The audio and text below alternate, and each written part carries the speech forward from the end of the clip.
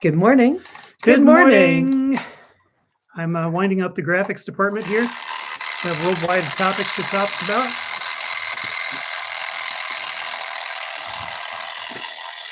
That's conditioning, right? I'm aiming cameras. I don't know how Dale we're knows doing what you're this. doing. Hello there. So this is called This Is Now Bridge to a Better World. I'm Theresa Mitchell. And I'm Ani. And we want to talk about the topics of the day. And also I've prepared a little rant about intimidation generally when it comes to politics and societies and et cetera. And so I'm so glad that you could join us. First off, we want to point out that it's solstice. We'll do that. We'll do that. Okay. And she'll be in charge of solstice. And we also, before I get into the rant, I want to mention that things are happening with the Supreme Court. We've had a decision that propped up Starbucks, unfortunately, against the NLRB.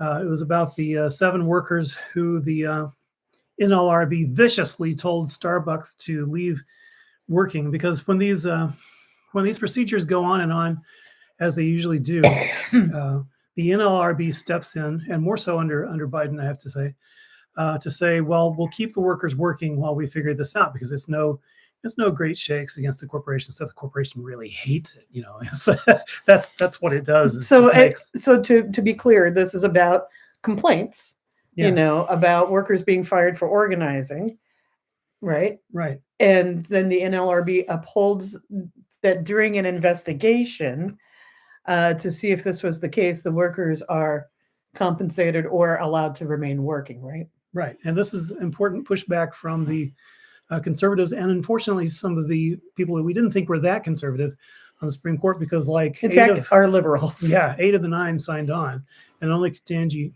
Brown Jackson did not. And even she wrote something saying that she could see the arguments of the case, which were, to boil it down, because of technicalities, basically. They decided to push back against the NLRB having the power that it does. And now it's going to be more difficult for the NLRB to take those immediate actions that support unions.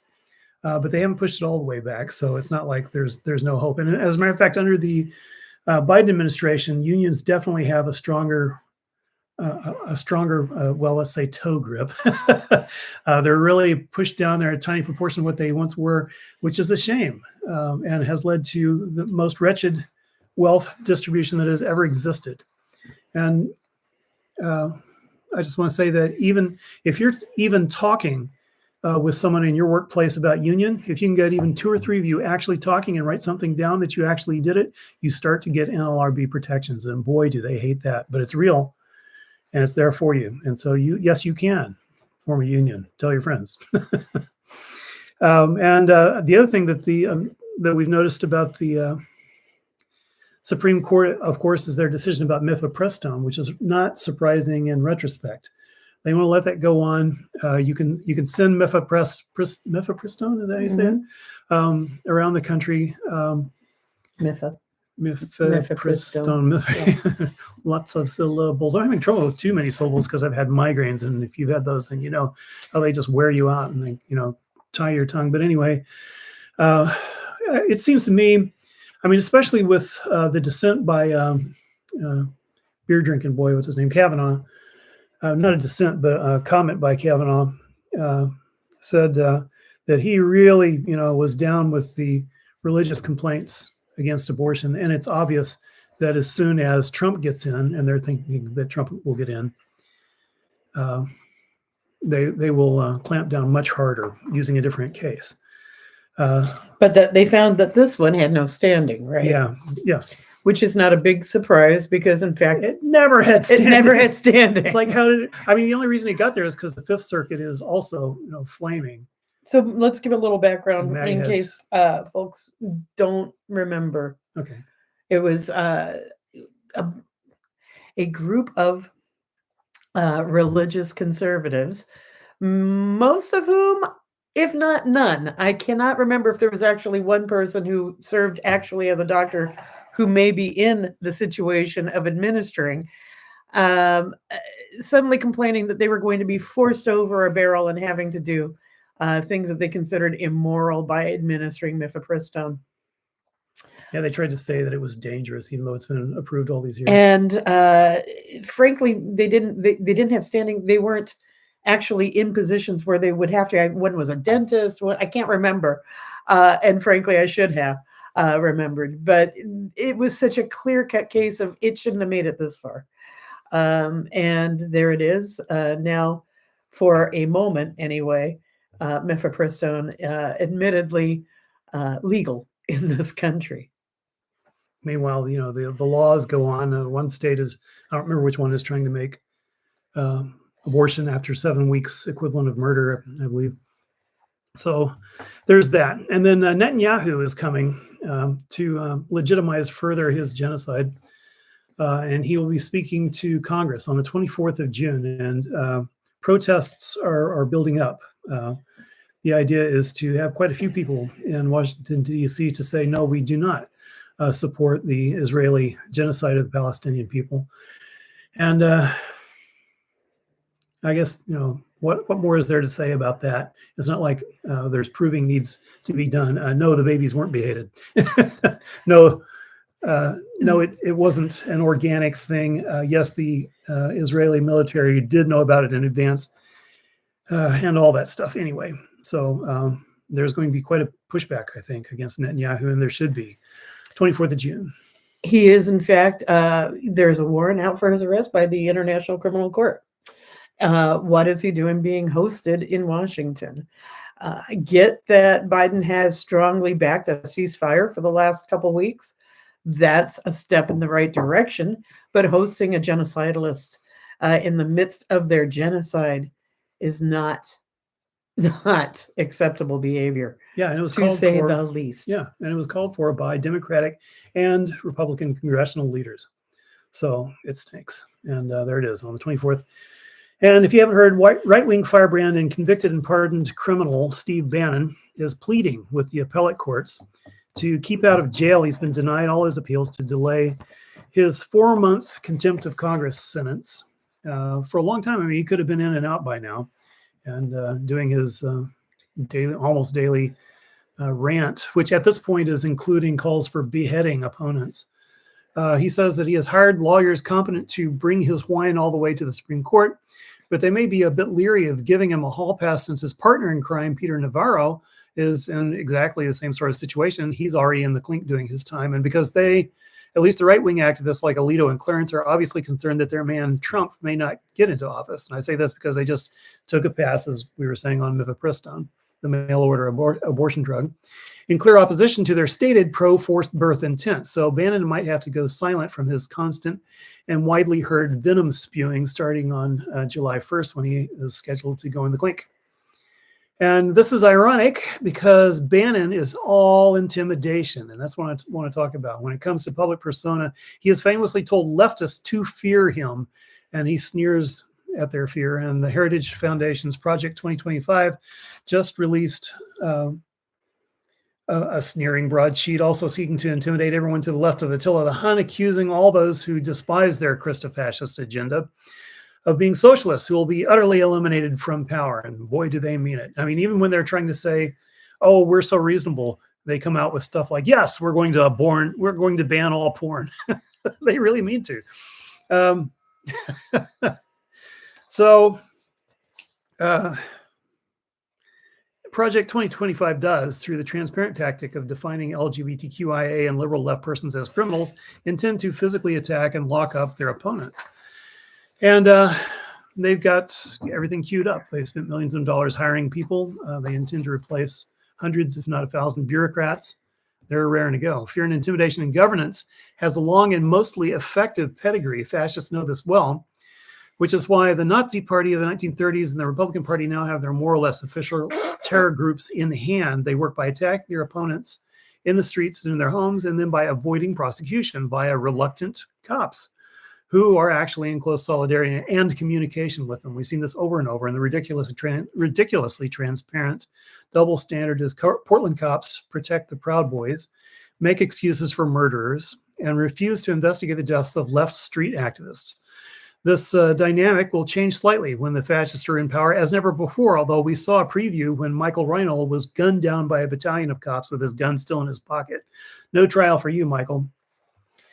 We face a great escalation. And I'm just going to butt in for a second and say there was never going to be a trial. As we recall at that point, the then would-be dictator Trump actually said his tiny, tiny little mouth on national television that he was looking for retribution, that they were going to find that Reinhold and they were going to get him. There was never a call for justice. There was never there was a call for retribution and murder on behalf of the state by the then sitting president. And I want that to be really accurately remembered. I think, yes, thank you. That needs to be remembered because it was so stunning that people just kind of turned their heads. They're like, oh, he was shot. Cops kill people sometimes. Yeah, he had a gun. He must have been dangerous. Yeah, no, he never had a chance to go for that gun. Not that they should have arrested him that way at all. But now I'm getting into the details. I shouldn't get into the weeds of it. It's as you say. Trump said, "Go kill him." They killed him. Yeah, that's how. And if past is prologue, then we have to really be concerned about that because the orange one has already done it once. He does have a tiny mouth. He has a sphinctery mouth, and that's because he never smiles. That's also true. We face a great escalation under Project 2025, if not a return to medieval tactics. In the 1300s, European powers would hold public drawing and quartering events in which opponents, real or imagined, of the rulers would be brought out into the public square to have their intestines pulled out, drawn with hot pincers while they were bound. It was important that they screamed a lot. They would be subject to various indignities until they were almost dead. And then as their last gasps were occurring, they would be turned to screams as their limbs were cut off. So the idea was to make people sure to know that this sort of indignity and terror was waiting for them. Though the reason it was done so viciously and publicly was because it was impossible before mass media to get the word out without a public event. And because the extreme violence and cruelty was intended to make a lasting impression. I said 1300s to be safe, but I bet you would know it went on longer than that. Well, it did. But also, there were a lot of public torture events, right? In previous to the mass media we have now. Gibbets were a more common thing in which the imprisoned were put in a very small cage and hung in public to slowly waste away and starve to death, not to mention the incredible muscular cramping that they would get from not being able to change positions, being hung in public until dead. Not hung by the neck, just hung in a small cage until you starved to death. Actually, you would die of dehydration first. So I think the point here is that there is an open call for intimidation. When Theresa said, I bet you know the dates, I have a passion for medieval history. It's true. But, I had always heard that after the Enlightenment, we got better and we weren't going to do public torture. We weren't going to do public humiliation, that we had things like the Magna Carta and other stuff brought forth that said we were better people now. We have attained the age of enlightenment and we weren't going to do public torture. Carry on. Well, I think that's one reason why Trump is so popular is that there's a bloodlust again. Yeah. That the guy Reinhold had shot one of their heroes during the Trump truck rally. Remember the Trump truck intimidation rally? Speaking of intimidation, one of those people was going around downtown with enough bullets to have a real menacing, to really have a mass. He may have intended on a mass slaughter event. He had tracer bullets with him. He had like 100 bullets, and he was going around with pepper spray, just intimidating people, and he got shot dead by Reinhold. And then so you have the great leader pop up and say, "Oh, we hate you because you killed one of ours, one of the Proud Boy affiliated guys," and so kill him. And he killed him. And this is the way that it will be, because police love that, absolutely. So lasting impression is the idea. And Trump's buddy in Saudi America. That's what you said. Trump's buddy in Saudi Arabia, Mohammed bin Salman. Oh boy, I'm blaming the migraines, was following that playbook as he had the Wall Street columnist Jamal Khashoggi literally cut apart while alive, thereby earning the moniker Bonesaw bin Salman. He's still on quite friendly terms. Beware of the prince, lest you be tricked into an embassy and cut to pieces while screaming. And this sort of intimidation is projected by U.S. armed forces and its proxies daily overseas. The vicious extermination of thousands of children, their parents, all their schools, and all their hospitals by the Israeli armed forces, and it is intended, pardon my tongue, to intimidate the world. And that certainly includes in the United States, as laws are passed punishing those who call, as we do, for the boycott, divestment, and sanction, BDS, of the Israeli government. Israeli chatzas are allowed to roam free in the United States, and you can be sure the U.S. government will look the other way if you run afoul of them, as we saw when Columbia students were attacked by Israeli soldiers using their skunk-juice chemical weapon, something that sticks onto your body for weeks. Intimidation is and was the idea when George Bush the Lesser obliterated Iraq. It was a message to all denizens of the oil-rich Middle East that they could collaborate with the U.S. oil extraction or suffer the consequences. Israel is serving that function today. I call it the USS Israel. And we here in the seemingly peaceful U.S. are also subject to armed intimidation, whether it is from angry armed white incels who are allowed to easily purchase war weaponry, or from cops who can laughingly insist they feared for their lives as you pull out your cell phone. And I just want to say, again, in a headline kind of way, because this happened shortly before we had to prep to get on the air today, in the stream, in the webs, in our, updating my nomenclature because I'm old. There was a SCOTUS decision this morning that took the ban off bump stocks. Oh, yeah. So if you were worried about, mass shootings and folks who may be acting out of great fear that is being drummed up by the radical right, that if you're worried that they, may have unfettered access to bump stocks that will allow them to spray a lot more bullets. Spray is the word. Randomly, it's the pray and spray method, right? This is what I've heard. I've never handled a gun. I'm okay with that. But I've heard about them. I've read about them. I've seen them. And, I don't know, in a country where we have the most mass shootings of any country on the planet, why we needed to overturn a ban on bump stocks. Well, thanks, Supreme Court, for that decision this morning, making it easier for people to spray hundreds more bullets per minute into crowds. I mean, what can you say about that? That is just so insane. It's homicidal, is what that is. It basically says we don't care about the people. We don't even pretend to care about the people. We care about ephemeral rights to be murderous in public. I think it's a nod towards civil war. It's another act of intimidation against the left. That's where I'm going with this. Damn. So I'm going to back up for a second and just say you are, in fact, streaming or watching, perhaps after the fact in Team Replay. This is now Bridge to a Better World. I'm Ani. This is Theresa. And we are with you on Friday mornings. We stream live at 9. And here we are on this Friday before solstice. Please do hit the like button, thumbs up this video, do please. And if you haven't already subscribed to our channel, please do that and share the link around with your friends and family. Carry on.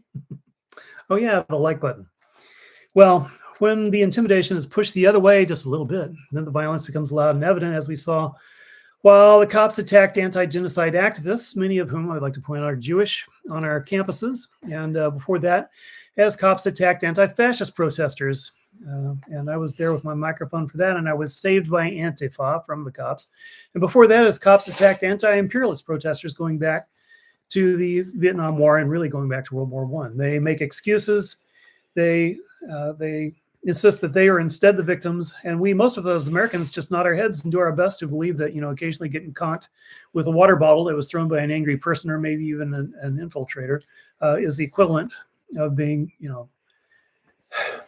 shot in the head with something that smashes your head. But the message gets through, and even if you don't process it, all parents seem to know to warn their kids not to protest. We're very accustomed to economic intimidation as well. If you have a good job, you live in a country with at-will firing, so you must fear the mood of your boss, lest you lose that job and face the horrors of the loss of health care for your loved ones, and of course, eventually the street, where you can count on continual harassment of armed cops and armed thugs and thieves and rapists. And too bad you're not French or Danish, where you would have a reasonable guaranteed health care.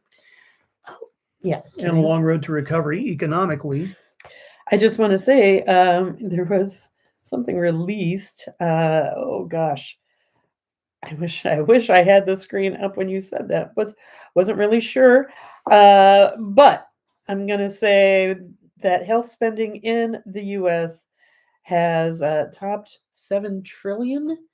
It's like pushing $8 trillion, and I will come up with that fact and figure in just a moment.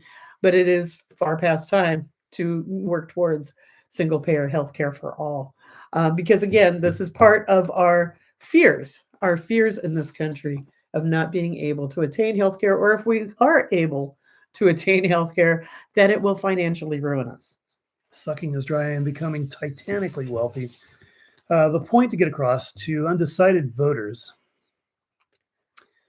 Well, let me slide back a bit on that. I'm saying that we must push past all this intimidation, which in actuality... It is 7.7 trillion. I did remember that. Oh, sorry, wow. I just wanted to throw that in. That's amazing. I mean, this intimidation is so thick it can stop you're completing a thought, especially if that thought is, I should really quit this job. We must prevent the hellscape that the MAGA Heritage 2025 crowd want to push on us. And we must also push back and acknowledge that the Democrats who you point at the cessation of inflation rather than the reversal of inflation, they chide us for saying the economy is bad. This is so wrong. They are so wrong. No one is agreeing with them. They should stop that shit now if they want to get back in office. I mean, the economy is bad for most of us. And if they want to stay in office, they'd better get the message quick. If you've slid part way off the edge of a cliff and you're hanging on by your fingernails, you haven't been saved by someone who points out that their actions have made you slip slower than you were slipping 2 minutes ago. You're still slipping your doom. The statistics show that Americans are averaging $74,000 per year. That's a blatant lie floated by the inclusion of billionaires. If you got one billionaire in the room, then the two of you are on average billionaires. Take the top 100 people out of the mix, and the average wage is closer to 35 or 40K each, and that's not enough to stay out of a sidewalk tent if you spend a good part of your life between jobs, as most of us do. We're on that edge, and Democrats had better cop to it. The point to get across to undecided voters, those who have gotten the message to keep their heads down and not process the frightening thoughts all of this intimidation has produced, is that no one hates workers like the GOP. And they have a very fleshed out, detailed, multi-million-dollar finance plan in place to make this into even more of a worker hell. Plan 2025. The remaining welfare state, which keep our retirees and disabled in modest accommodations, will be stripped away so that you'll be forced to take in grandma or watch her perish of stress, lack of health care, and exposure. And if you're grandma age like us, that looks even harsher. Paramilitary police, especially ICE and Border Patrol, will be everywhere, and all brown people will have to carry their papers, not an exaggeration. Tax letters will go out via artificial intelligence targeting programs already thoroughly tested by the Israeli government. To each of you listening to us right now, and yes, there is some way to reinterpret some way that you have filed your taxes over the past decade or so. It doesn't matter that you're innocent and honest. You will not escape. So let's mobilize as never before. Spread the word, register voters, get the vote out, push back the poll intimidators like True the Vote. You should be aware of those people. And utterly defeat, defund, and prosecute MAGA fascist criminals now before they rule us like dogs. And before I finish up, I want to say I saw something hopeful this morning, and that is that, as expected, Trump is raiding the coffers of the Republican Party, so they have that much less money to push their stupid message. He's putting it in his businesses, his hotels and his plane business. Kind of like he enriched his hotel business as president, as he insisted foreign dignitaries stay at his branded hotels. He's such an asshole. Shoot his own foot out of spite. It just, there are movies that are made about greenheads like him. I remember a story about a small town in Mexico. Some years ago, a friend was living there at the time, who told me that there was a party that ran as the Pirate Party, and Oh yeah. they were really flat out with, we're pirates. We're going to steal your blind, and but we're going to tell you about it. And they actually won the election, and they indeed proceeded that politician proceeded to raid the coffers and split, saying, I told you so. Told you I was a pirate. And I think about that because it's like, really, this grifter that is still managing to hoodwink his followers has basically said from day one, he's a grifter. This is what he does. And here we are with so many people in this country saying, yeah, but at least he's entertaining. I'm not sure It's what. a hate vote. They're very full of hate. Yeah. Their hate has been legitimized through and personified through him. Yeah. They really want some leftist shot. That's what they want more than anything else. They say it over and over and over. Can we stop? Can we start shooting now? Sorry about the banging. Yeah, please don't do that. I think that they, that whole own the libs, that they want to prove that they're superior because whatever, there's a really important thing to look at there.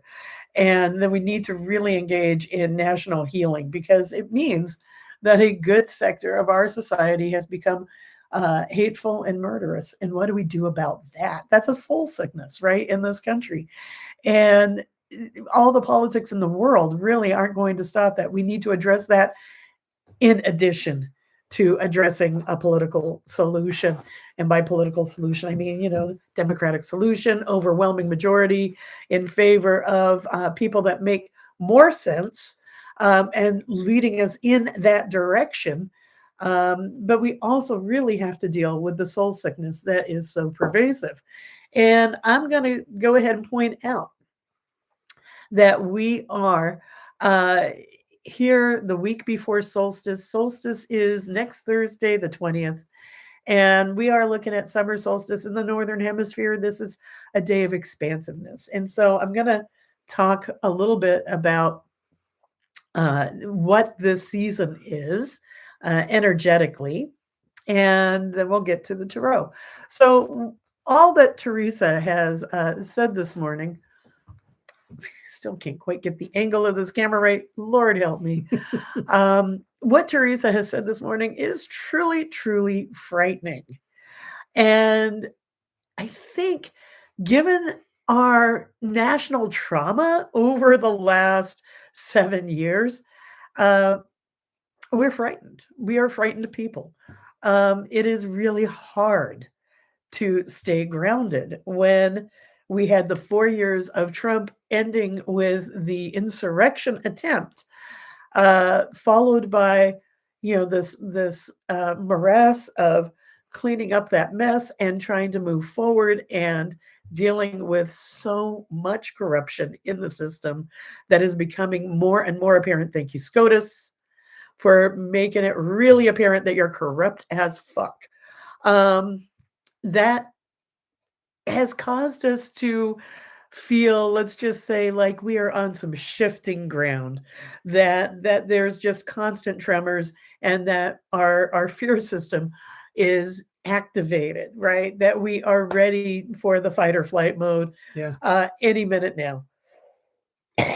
We know that things are unstable, and we have a lot to be fearful of, as Theresa has elucidated over the last half hour. But we can't give in to fear.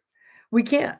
Fear paralyzes us. Fear keeps us inactive, or it gets us activated in ways where we also don't make sense. And we really cannot afford to go there. We do not want to just latch on to the opposite response, which is, no, retribution is ours. We're going, no. Back away from the precipice of civil war. You still remember the Frank Herbert phrases when the Gom Jabbar is being applied to the fear is the mind killer? Fear is the mind killer. Don't make me recite that right now. Come on, recite it. No.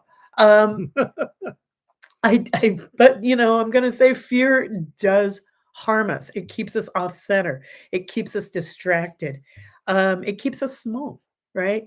When we panic, it stops the flow of energy. We are not looking for creative solutions. We're not staying curious. We're not being open to connection.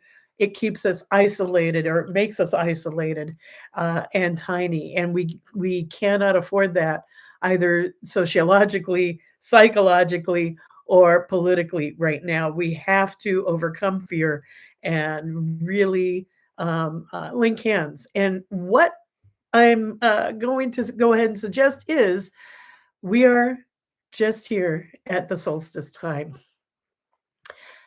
The summer solstice is about expansive energy. It is about looking outwards. It is about playing hard. It is about pure enjoyment. It is about connection. It is about community. It is about going forth together, strong, and I'm going to say proud, because that's part of, who we are. Loud and proud and full of love for each other and for the planet. The only way to combat this kind of fear is to, in fact, embrace love. I believe that fear is the absence of love, and the more that we can display love for each other, the more that we can display love for ourselves and love for our planet, the stronger we will be, the more grounded we will be, the more able to access our curiosity and creative solutions we will be.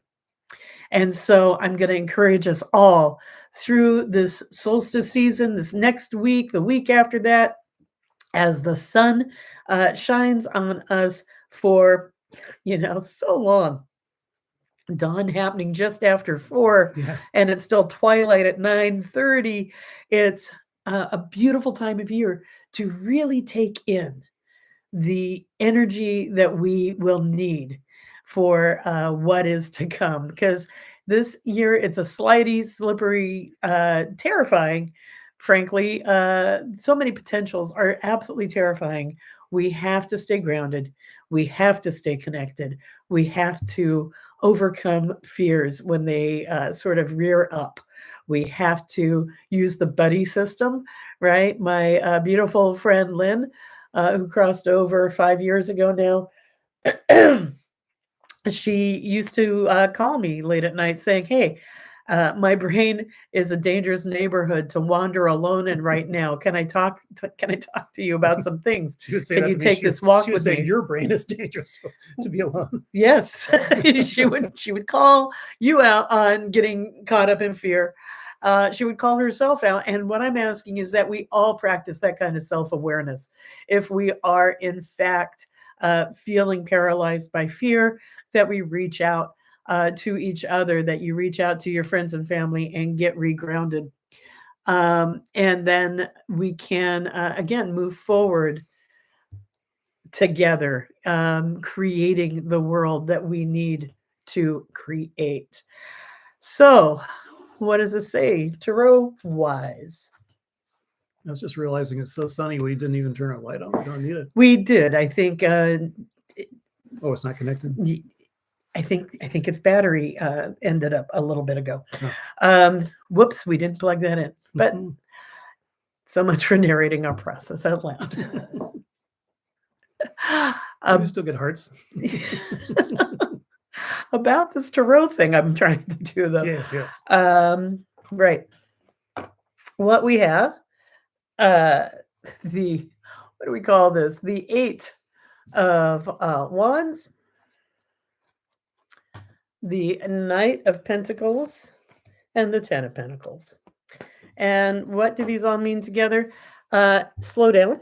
It's time to take things slowly. It's time to actually be more methodical. When we feel like we are being called to action to do stuff right now before we really think it through, chances are good those actions are not going to be as effective as if we do think them through. And so it's important to ground yourself and plan. It really is a card that calls for planning before one leaps. There's a lot of excitement. This card talks about a lot of excitement happening and how you're really sort of feeling like you just want to jump at the first opportunity you see. But in fact, there's a deeper message to really look before you leap. And expose your soft, furry belly. Yes. And you want to concentrate to, in fact, be as effective as you can in your actions so that we don't squander energy, because, in fact, the task before us is going to take a lot.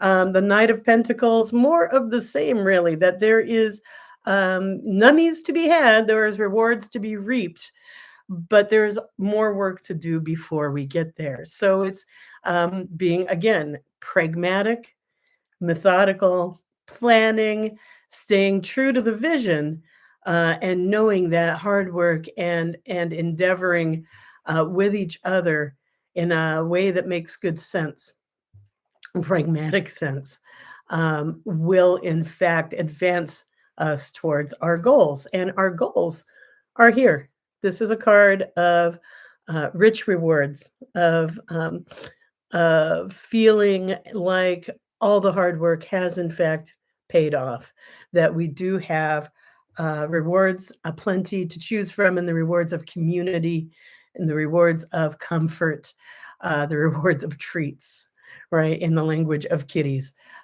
we get all the treats, but we have to focus. We have to stay true to the visions. We have to plod forward methodically and pragmatically, and with each other. We always have to bring each other along. Baba Ram Dass said that we're just all walking each other home. And I truly believe that. How can we ease each other's load?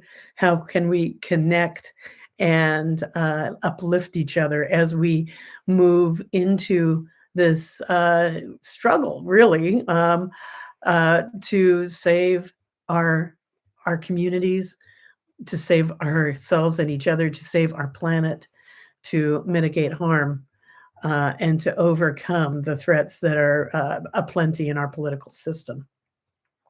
So that's what I have during this pre-solstice week. It is, in fact, a call to be careful, to stay grounded, to always remember to ground, and to reach out in love, and to move forward pragmatically and with a plan. I like it. Yeah, there we go. Remember, where there is fear, there is power. And so as you are feeling like there is a fear machine pumping more fear into the atmosphere, into our milieu, understand that that fear works to distract us. It works to undermine our strength. And so don't let it. Again, reach out to each other when we are fearful, move forward together in a way that makes sense, hold each other in great love.